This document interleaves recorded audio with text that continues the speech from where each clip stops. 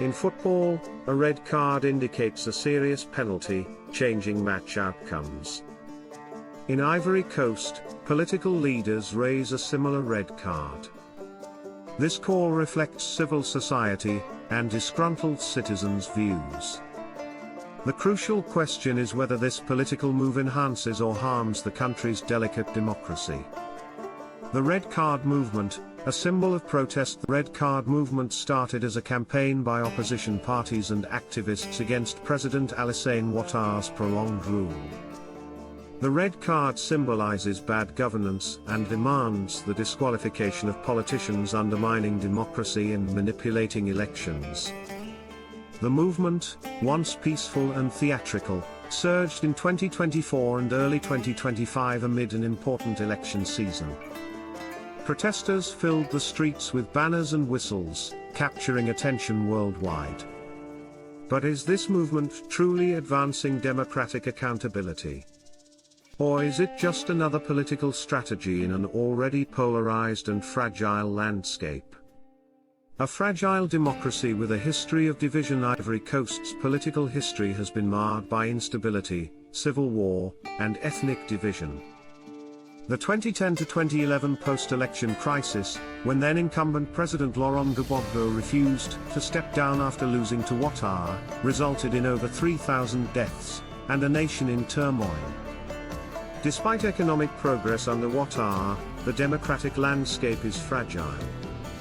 Authoritarianism, dissent suppression, and political arrests are rising. Critics highlight the 2020 constitutional amendment, enabling Ouattara's third term, contradicting his earlier promises. The Red Card campaign taps into this growing sense of betrayal, especially among youth and civil society groups who feel democracy is being treated like a rigged game. An own goal for democracy. While the Red Card movement is rooted in legitimate concerns, some argue it may inadvertently undermine the democratic process it seeks to protect. Here's how. 1. Lack of unified opposition strategy. Opposition parties are using the Red Card as a rallying cry but lack a clear, unified alternative plan or candidate. Without a coherent strategy, the movement risks turning into noise without direction. 2. Escalation into violence. What started as a symbolic protest has occasionally turned violent, especially during rallies that clashed with security forces. These flare-ups are being used by the government to justify crackdowns and arrests, which further restrict civic space. 3. Erosion of electoral legitimacy. Constantly labeling the current system as illegitimate without engaging constructively may discourage voter participation, especially among the youth. In a country where electoral turnout is already low, this could backfire. Government's response: repression or justified defense. President Ouattara's administration has condemned the Red Card movement as a political gimmick meant to destabilize the country. Security forces have been deployed to disperse protests, and several organizers have been arrested on charges ranging from public disorder to inciting violence.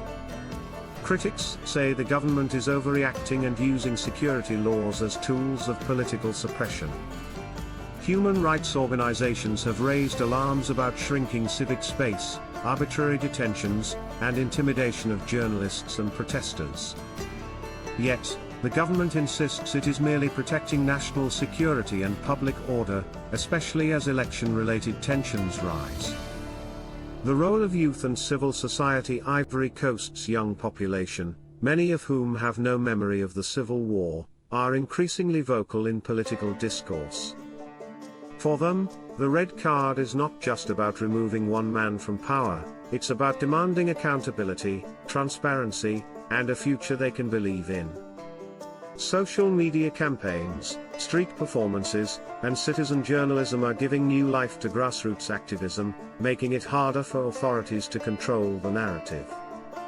But the energy must be channeled into institutional reform and electoral participation, not just symbolic protests, if lasting change is to occur. What's next for Ivorian democracy? The coming months will be crucial. If the opposition can translate protest into policy proposals, and if citizens can turn frustration into organized electoral participation, Ivory Coast could see a democratic breakthrough. However, if both sides continue down a path of confrontation and reaction, the red card may prove to be an own goal, stalling progress, weakening institutions, and pushing the country back into instability.